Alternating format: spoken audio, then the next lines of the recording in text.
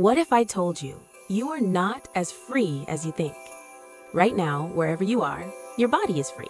You can move your hands, you can stand up, you can walk away from the screen. But freedom isn't just about movement. Real freedom is about choice. And that's where the problem begins. Because millions of people wake up every single day believing they're in control, while something invisible quietly decides how they live. That invisible thing is debt. Not the dramatic kind you see in movies, not loan sharks, not angry people banging on doors. I'm talking about the normal kind, the polite kind, the kind that smiles and says, "Don't worry, just pay a little each month." That's the most dangerous kind. You wake up in the morning, you get ready, you go to work. Money comes in, and almost immediately, it leaves. Rent, utilities, subscriptions, installments, minimum payments. Your money doesn't stay long enough to feel like it belongs to you, and most people never stop to ask why. Here's the uncomfortable truth. Debt doesn't control your life by force. It controls your life by design. And once you truly see how it works, you'll never look at money the same way again. From a young age, we're taught a simple story. Study hard, get good grades, get a stable job, earn money, be happy. It sounds reasonable, it sounds safe, it sounds responsible. But there's a missing chapter in that story, a chapter no one explains clearly. That chapter is debt. Debt is introduced slowly, quietly, almost kindly. It doesn't arrive as a warning, it arrives as an opportunity. It starts small. A phone. You don't pay the full price, you pay monthly. It feels smart, it feels manageable, it feels normal. Then comes transportation. A bike, a car, again, monthly. Then education, then credit cards, then lifestyle upgrades. Better furniture, better clothes, better experiences. None of these feel dangerous on their own. In fact, each one feels like progress. A better phone means you're moving forward. A better car means you're doing well. A nicer lifestyle means you're succeeding. But here's what's really happening beneath the surface.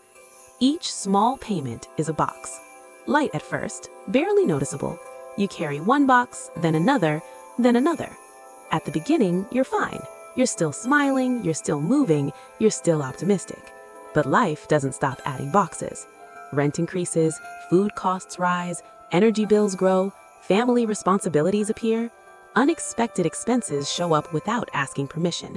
And suddenly, the boxes start stacking. Not in front of you, not where you can clearly see them, on your back. You don't collapse immediately. That's the trick. You just move slower. You get tired faster, you think less clearly, you hesitate more often. And because everyone around you is carrying boxes too, it feels normal. This is where debt becomes powerful, not because it hurts all at once, but because it blends into everyday life. Debt doesn't shout, it whispers. It whispers when your phone vibrates. It whispers when a due date gets closer. It whispers when you open your bank app and close it quickly. Debt quietly changes how you think. You stop asking, "What do I want?" and start asking, "What can I afford this month?" That question sounds responsible, it sounds mature, but it's actually a cage. Because once your life is built around monthly obligations, your choices shrink. You don't choose jobs based on growth, you choose them based on stability. You don't chase opportunities, you chase predictable income. You don't plan years ahead, you plan until the next payment. Slowly, your future gets organized around survival instead of possibility. Think about how many decisions you've delayed. I'll travel later. I'll switch careers later. I'll learn that skill later. I'll start that business later. I'll rest later. Later becomes a habit, and habits shape lives. Debt doesn't lock your body, it locks your courage. You might hate your job, but quitting feels dangerous.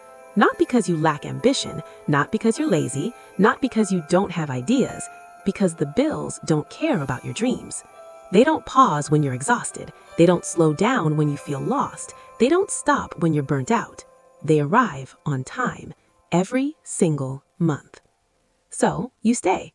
You stay in routines that train you. You stay in environments that shrink you. You stay busy, but stuck. This is the treadmill effect. You're moving, you're sweating, you're exhausted, but you're not going anywhere. And here's something most people never realize. Debt doesn't just affect your bank account, it affects your personality. It makes you cautious when you should be curious. It makes you obedient when you should be bold. It makes you quiet when you should speak up. Not because debt is evil, but because pressure changes behavior. Fear changes behavior, and debt is a slow, constant pressure. Middle-class families feel this more than anyone else. Not poor enough to receive help, not rich enough to feel safe. In countries like the United States, the UK, Canada, and Germany, millions of people live in this exact space. They do everything right. They work hard, they follow the rules, they plan carefully, yet they feel permanently behind. Always calculating, always adjusting, always one unexpected expense away from stress. A medical bill, a car repair, a job disruption, and suddenly, the whole system feels fragile. From the outside, everything looks fine. There's food on the table, there's a roof overhead, there's a job. So the struggle feels invisible, even to yourself. You tell yourself, this is normal, this is adulthood, this is just how life is. Until one day, something strange happens. You pause, not physically, mentally. You realize you're tired in a way sleep doesn't fix. You're busy all the time, but nothing feels deeply satisfying. Years have passed. You've worked hard, you've stayed responsible, and yet you feel stuck. That's the moment awareness begins. That's the turning point. Because debt didn't steal your money first. It stole your time, your attention, your mental space. Time you could have used to learn new skills. Time you could have used to experiment. Time you could have used to fail safely and grow. Instead, your best hours went into maintenance. Maintaining payments, maintaining stability, maintaining appearances. But here's the part nobody talks about. Debt only works when you don't look at it clearly. The moment you stop and truly examine it, its power starts to weaken. Not all debt is bad. That's important to understand. Some debt builds skills. Some debt builds assets. Some debt expands future options. Education that increases earning power, tools that create income, investments that grow over time. That kind of debt can be strategic, but blind debt is dangerous. Debt taken without asking questions, debt taken for comfort, not growth, debt taken because everyone does it. The key question is simple. Does this debt give me more freedom later or take freedom from me right now? If it gives you skills, leverage, or long-term stability, it might be worth the sacrifice. If it only buys convenience today at the cost of stress tomorrow, it's a trap. Most people never ask this question. They accept the payments and quietly reshape their lives around them. But awareness changes everything. The moment you see debt clearly, you start making different decisions. You become intentional. You stop upgrading just because you can. You stop borrowing just because it's available. You stop confusing comfort with progress. You start asking better questions. What am I trading away for this? What does this cost me beyond money? What does this affect my future choices? Because every payment is a trade. Money for time, comfort for flexibility, convenience for independence. Freedom is not about being rich. Freedom is about breathing. It's about waking up without immediate pressure, about having mental space to think, about having room to choose your next step. You don't need to eliminate all debt overnight. That's unrealistic. You escape debt slowly, through awareness, through small, consistent decisions, through clarity instead of fear. You reduce what drains you, you protect what grows you, you stop adding boxes to your back without thinking, and most importantly, you stop letting monthly payments decide who you become.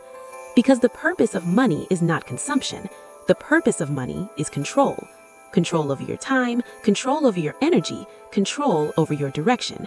Debt should serve your life, not run it. So, take a moment after this video. Look at your obligations, not with panic, not with guilt, with honesty. Ask what each one truly gives you back.